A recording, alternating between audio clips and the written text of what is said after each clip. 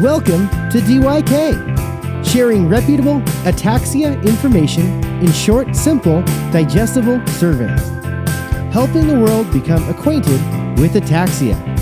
With your host, Dana Mauro. Hi, everyone, and welcome to another episode of the Did You Know podcast. Today, I have the pleasure of talking to Cory Hannan. Cory is going to tell us a little bit about his story and what he's working towards in Mexico for ataxia. Hi, Cory. Hello, thank you for the opportunity to share with you and with my fellow brothers and sisters with ataxia. Many of you may know me from my days with NAF as the Northeast Florida Support Group leader. Yeah, but I want to stop you right before you get into that. I would like to hear the story about how it is that you came to have ataxia, because I think that's a very important piece of the story that people should know. Very good. I have an acquired ataxia. So you have an acquired ataxia. My diagnosis is Lance-Adams syndrome. In May of 2011, I contracted Legionnaire's pneumonia from a contaminated jacuzzi. I was within 3 days of contact of the bacteria. I was induced into a coma for 12 days. When I woke up from the coma, I had suffered brain damage that caused symptoms of ataxia and myoclonus. Okay, so I'm just going to stop you right there because most people that are familiar with ataxia know that there are hereditary forms of ataxia. What's not so common is the kinds that come from, the acquired types from a concussion or from another disease or illness, right? Good. And also the types that are just brought about as a secondary condition from another disease. Correct. Like if I have MS, I might be ataxic. And so I think it's really important to note that there are 3 different types of ataxia, and you have the acquired type. That is correct. And unfortunately, most organizations dealing with ataxia focus on the hereditary type of ataxia and refer people such as myself back to the underlying condition. Unfortunately, that creates an absence of collaboration. The ataxia symptoms that I deal with daily are very similar to that of a person with hereditary ataxia. My balance, my coordination of hands, obviously my dysarthria. A few of the symptoms that I deal with daily and every day. I bite my tongue 2 to 3 times a day while I'm eating. I have it's very difficult to speak and articulate. When I speak, it feels like an elephant is on top of my chest. Okay, so you get really winded. Yes. Yeah. But what I think is so wonderful about your story and what I really want to share with people listening today is that you decided to make a difference. So you were able-bodied, you went into a jacuzzi, you came out with an illness that left you with ataxia. And instead of just feeling sorry for yourself, you took action. And so talk about the action that you took. That is correct. First of all, I had no idea what ataxia was at that time. I didn't receive a diagnostic that was correct. And my family practitioner, he only knew of hereditary ataxia. Yep. So in a nutshell, he advised me to go home and live out the rest of my days in peace because there's no cure or no medication. At that point, myself and my family began to investigate what is ataxia, and I found the National Ataxia Foundation. Okay. At that point, I got involved with the Northeast Florida Support Group. So much that within 6 months, they asked me to be the leader of the support group. Fortunately, a year later, I was diagnosed properly at the University of Florida. And I remember that day coming out of my first medical appointment with Dr. Subramani. I turned to my wife at the time, my ex-wife. I said, "What am I going to do now? I don't have to be involved with Ataxia because I'm not progressive." Right. And she advised me, she said, "You're going to do exactly what you're doing now because you have an opportunity. You have a voice that cannot be quieted, while the hundreds of people that you have met over the last year, they do not have the same opportunity that you have." And that's like the foundation for what I'm doing now. That's really incredible that she had that vision and that foresight to, she saw that in you. She said, "You're a fighter. You have a voice to give to this. Please do something with that gift." And that's really awesome. I'm very thankful for her. So then you say, all right, I'm a support group leader and I want more. Like, this is not good. This is not enough. So I need to have a bigger challenge. And what was that? Actually, very interesting. Unfortunately, I got a divorce. Mm-hmm.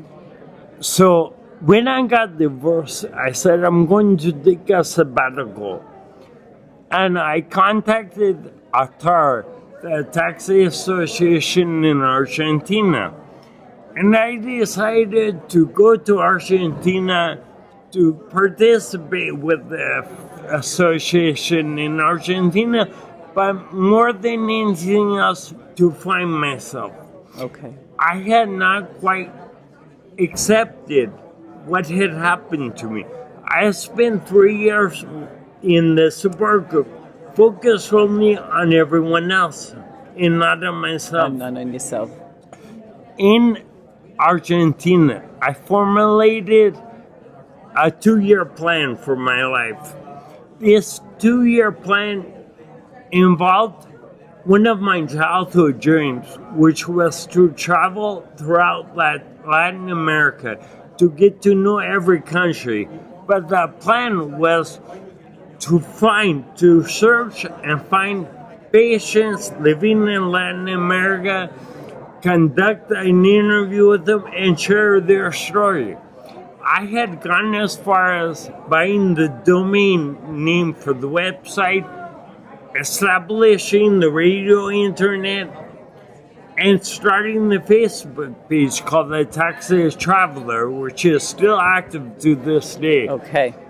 Unfortunately, my first stop on this journey was to be Mexico, as I was in a travel throughout all of Latin America. When I asked in Argentina for the contact information for the foundation in Mexico, surprisingly, they informed me that none existed there. So you're in Mexico and you find out there's no foundation for Ataxia. So what did that prompt you to do? It prompted me not to continue on my childhood journey, and it prompted me to I called my dad and I said, "Dad, I'm not going to travel 2 years. Instead, I'm going to go to Mexico and see if I can, as a foreigner, do my due diligence to start the first national Ataxia Association in Mexico." My dad said no. He said, "No, you are not going. No. He said, "You will fall. Who is going to take care of you? You fall. You don't know anybody in Mexico." I said, "Fear is not part of what I live with. I don't look at why I can't do something. I only look at how I'm going to do something." And it may not be the same way that somebody else does it, right? I'm sure you've learned to think outside the Right. box, get creative about how to do what you want to do. You know, that is a very good point that we don't talk about so often. As persons with ataxia, we need to constantly think outside of the box, be creative. One of the aspects of having an affected motor system is learning how to manage your ataxia. Many people do not visualize or think prior to acting, making a movement, or controlling. I have learned personally that if I'm struggling to brush my teeth or to shave, shaving was, for the first year, shaving and brushing my teeth was very hard. I would end up with toothpaste on my forehead, trying to brush my teeth and be on my forehead. So I learned tricks and I began to observe, evaluate. How am I going to put my key in the door lock? That was also extremely difficult. So we have to learn how to do things in a non-traditional manner. Yes. And it played a role for me in my decision to start Ataxia Mexico. When you are facing death, you're on death's door in a coma, and you wake up from that, you have a completely different perspective on life. It's like a second chance. And you think, well, so I woke up from this, and so there's a reason why I'm here. Yes, there is an energy, there is a meaning of life. That is very interesting. My life, 39 years prior to the coma, is a movie, it's a story in itself. At 14 years old, I was removed from my home with my parents. I was homeless on the street for close to 2 years before being placed in protection services. 6 months of those 2 years, I was homeless on the street in Hollywood, California. Hollywood, Santa Monica, and Hermosa Beach, going in and out of youth homeless shelters. There was times when panhandling on the corner was not an option because it was raining or conditions were not available.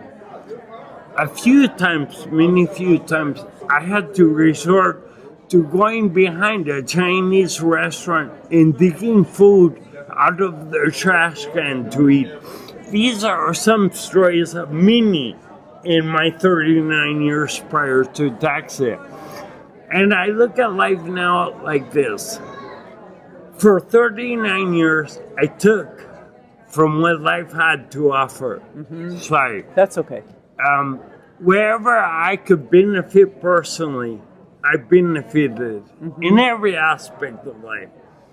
Ataxia has taught me something fundamental in the human experience of living. It's not what we take, it is what we give. That's right. And now in this stage in my life, it is 100% about making life better for the next generation and this people. That's very insightful, and that's very admirable. And I'd like to spend a couple minutes talking with you about conditions in Mexico and other Latin American countries and how that impacts someone with ataxia. Could you say a little bit about that? Yes, it's a very interesting topic because there are over 400 million Spanish-speaking people on this earth, but yet development of ataxia organizations and information regarding ataxia is almost non-existent. There are groups throughout Latin America of patients, but one of the things we have experience in Mexico. So many people don't even know what ataxia is that have ataxia. In Latin America, the lack of development of information, access to information in Spanish-speaking countries is a big concern of myself and Ataxia in Mexico. And it's something we aim to change. As a global family of Ataxia, we need to think beyond the borders of our own country and work with organizations like Ataxia in Mexico who have the mission to advance awareness and create a better quality of life. Now I will touch the base on what life is like for a patient with ataxia in an industrial and third world country, specifically in Mexico, because that is where we are at. Correct, yep. First of all, Mexico is a non-socialist country with a lack of programs available for people with whatever disability. This means that an individual with a neurodegenerative condition such as ataxia, Huntington, Parkinson's, do not have access to the basic needs to live a better quality of life: wheelchairs, walkers, canes, treatment, therapy. It just is non-existent. Then we put on top of that the lack of infrastructure to the streets. The town that we're in, Veracruz, there are 12 light posts in the middle of the walkway. The middle of the walkway. This creates a barrier for wheelchairs. You cannot use wheelchairs, nor can you operate on the street because the street is not wide. There's an awareness of people walking or with wheelchairs. So this lack of accessibility creates a barrier that more often than not isolates the patient with ataxia to their bedroom, to their house. So that is something that is a human rights issue. And it's not just in Tadadilla where we are at. I use Tadadilla because it is where I live and it is where our clinic is. But everywhere in Mexico, there's lack of access, lack of information, lack of rights for people with ataxia and other disabilities. Yeah, and it's amazing because if you live in the United States, you're just unfamiliar with those conditions because it's so different in the United States. And so, but it's a very real factor for people who live in Latin America and have ataxia or any other kind of neurodegenerative disease or disability. I would like to add to that. Okay, please. Sorry. One of the programs that we initiated is called Operation Independence. In Mexico, outside bathrooms where we live in the farmland are very common, more common than indoor bathrooms. When an individual manifests ataxia, that bathroom was not considered. So they generally have to walk, we'll say 20 feet to 30 feet, sometimes down a slope to go to the bathroom. We initiated this program with one intention: to offer independence in the home. What we do is we construct handrails, ramps, and we build bathrooms, internal bathrooms, We have done 15 houses since we started the program 3 years ago. In Mexico, in society in general, we hear a lot about inclusion. I have the philosophy that inclusion in third world countries or developed industrial countries starts in the home. I am not an activist and fighting in public for inclusion right at this point. First, we need to teach the individual that their life has value and they are included in their own home. Once they feel independent in their home, they will journey outside. Yep. And once they journey outside is when we will start the fight with stores to have stores more accessible. But first we have to instill in them that their life matters and that they have a human right to participate in society. Yep, that's really wonderful. So talk to me about what brought you here to the National Ataxia Foundation Convention. Fantastic. As a previous support group leader, I participated in this event previously in 2011 in Las Vegas. This year, what has brought me here is to begin collaborations between the two organizations, National Ataxia Foundation and Ataxia Mexico. That is the dream, that is the hope.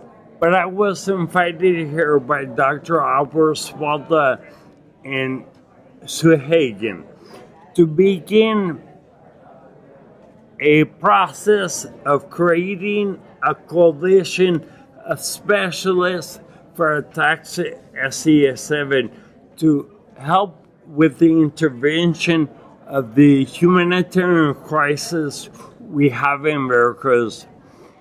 In Veracruz, we have the largest SEA7 population known to date worldwide. Yeah, tell us about that, because when you and I were talking about this yesterday, I was amazed at the numbers that you were throwing out. So talk about that a little Excellent.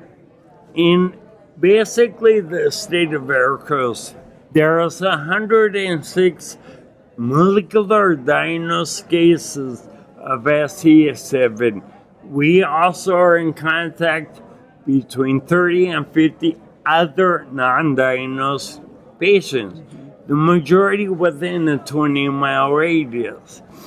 This is a founder's effect phenomenon going back 8 generations or 165 years. The founder's effect population was originally in one town that in 1920 suffered an earthquake, a devastating, destroying earthquake. After the earthquake, the population migrated, dispersed. Some individuals went to Jalapa, the state capital, where they found a natural selection. Others, very few, were in the Grand Canyon, Veracruz. Others crossed the canyon and ended up in Tazadilla, Veracruz, which was an isolated community until 1971. 12 families in this area formed this community. 5 of the 12 were seen in Ataxia. So due to the fact that it was isolated, the relationships and numbers were within the 5 families. And now we have an evolution dilemma. This new species of DNA is in the cycle of evolution, and we're at the bubble of this evolution process. And so yesterday when we spoke about this, you told me the population of that town And then how many of those people have this SCA7? Actually, in the small town of Ataxia, we have a population of the county of 14,500 people, but in the head, in the center, 4,500 people. We are in contact with 50 to 52 individuals affected with SCA7 in this 4,500 population, and an additional 300 to 350 in waiting. That is the big concern, Dana. In the next generation, the next 25 years, if we use mathematics, 50% of this 350 people will develop ataxia, creating a population of close to 220 people in the next 25 years in one town. In one town, yeah. So there's a need. There's a need for information, education, infrastructure, adaptability equipment. Correct. There's a need. So, and you're championing this right now, which is really terrific. And in Mexico, you have a facility that is has doctors and a hospice aspect to it. So why don't you talk a little bit about that? We operate two basic programs. The medical clinic and rehabilitation clinic we opened on February 10th of this year. We tend to patients with physical therapy. We have therapists. We have psychologists with psychological services, medical attention, and social workers. In the first 30 days, we attended 133 persons, all at no charge, all free of service. There is an existing clinic there that only offers group therapy to, when I got there, they offered it to 4 to 5 people of the 35 people. That was not adequate. I did not feel that is proper attention to offer a therapeutic treatment. So now we not only offer in the clinic, we also attend 20 individuals in their home through a program called Angels That Care that we created. Angels That Care, every Saturday, we use students from the university studying therapy, and they offer physical therapy in the homes of these 20 individuals. That's on wonderful. Top of the clinic. The other program that I started in January of 2015, 1 month after arriving, is the food bank. Access to food is a big concern in this third world poverty situation. I started the program with 10 individuals using my pension from Social Security to give them monthly food security. In 3 months, 10 people went to 20. In 6 months, 20 to 35. Today, we are 150 monthly dispenses. Over 12 tons of food have been delivered through our grassroots operation, and it is monthly. It is a program that the government does not offer. Our food bank is the only food security support program in 7 towns that we deliver to today. Congratulations. Thank That's you. really awesome. What would you like to say to the people that are watching or that are listening? What would be your message to them about your vision for growing this? I've created an intervention in this crisis. So that is my first obligation, is tending to this humanitarian crisis. Okay. However, I have a vision of creating a Latin American Federation for Ataxia. And this is my idea of the federation.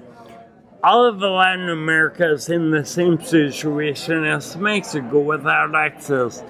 I would like in the future to look at groups of patients in whatever country, Bolivia, Ecuador, Argentina, Chile.